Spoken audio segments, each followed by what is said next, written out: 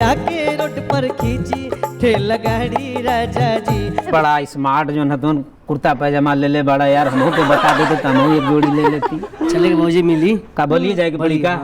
ठेला गाड़ी राजा जी, ठेला गाड़ी राजा जी, ठेला गाड़ी राजा जी, ठेला गाड़ी राजा जी। तू ठेला गाड़ी ये कौन बा? ना तो ये तो क्या हुई? बहुत सुंदर, बहुत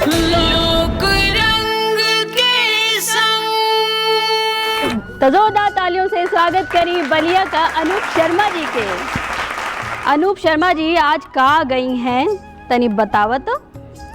आज हम लोकगीत गाएं। लोकगीत गाए। बड़ा स्मार्ट जो है तो कुर्ता पैजामा ले ले बड़ा यार, हमको तो बता देते तो हम एक जोड़ी ले लेती। चलेगा मौजी मिली का बोलिए जाएगी बड़ी का। तो चलो पहले गनवा सुना ला, फिर देखा तनी छुट्टी मांगी ला तो हम साथे साथे धर ले। अरे हमरो घर दुआर बा, तब का हम लोग ट्रेन पकड़ आओ लेबे तनी ना मूड ओके? बनाओ, तनी मजा आ जाओ। बड़ा शानदार गाओ तारा, तोरा गायकी में बहुत दम बा। बलिया के शान वाकई में बलिया के वैसे लोग जो है कहल जाला बलिया नरेश त नरेशे बाड़ा।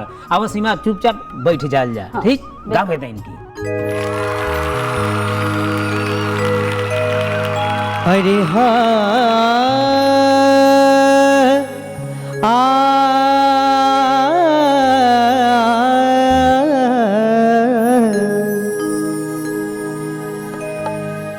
अरे हमके साड़ी ना ले आइब त नैहर चली जाइब। हमके साड़ी ना ले आइब त नैहर चली जाइब।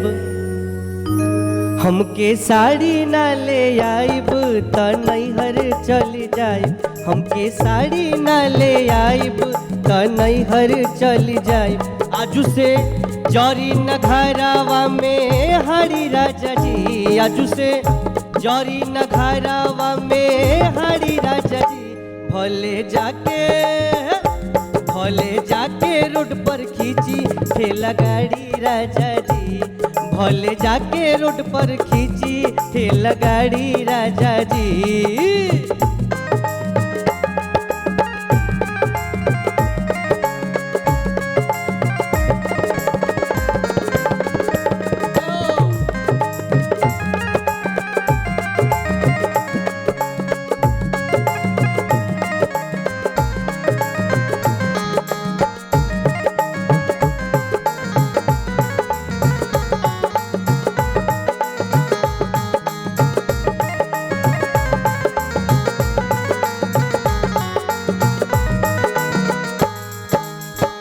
आजुले न सुख जननी तोहरा कमाई के, नैहर के दिहल हवे तो सक तकिया भाई के।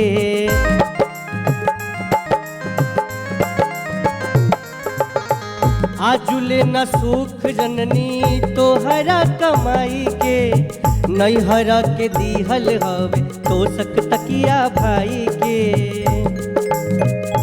बंधखो लाई में बाप दिहले पाड़ी राजा जी। बंधखो लाई में बाप दिहले पाड़ी राजा जी। भले जाके रोड पर खींची ठेला गाड़ी राजा जी। भले जाके रोड पर खींची ठेला गाड़ी राजा जी।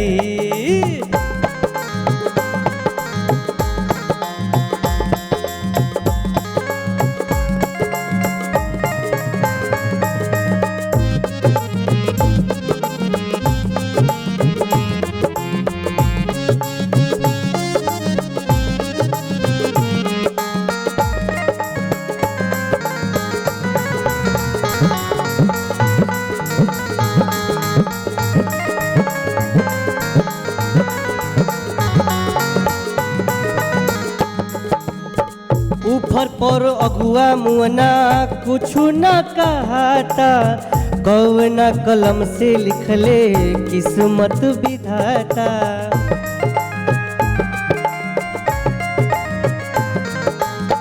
ऊपर पर अगुआ मुअना कुछु न कहता, कौना कलम से लिखले किस्मत विधाता। साफे बाड़ा तुनी पट नारी राजा जी। साफे बाड़ा तुनी पट नारी राजा जी। भले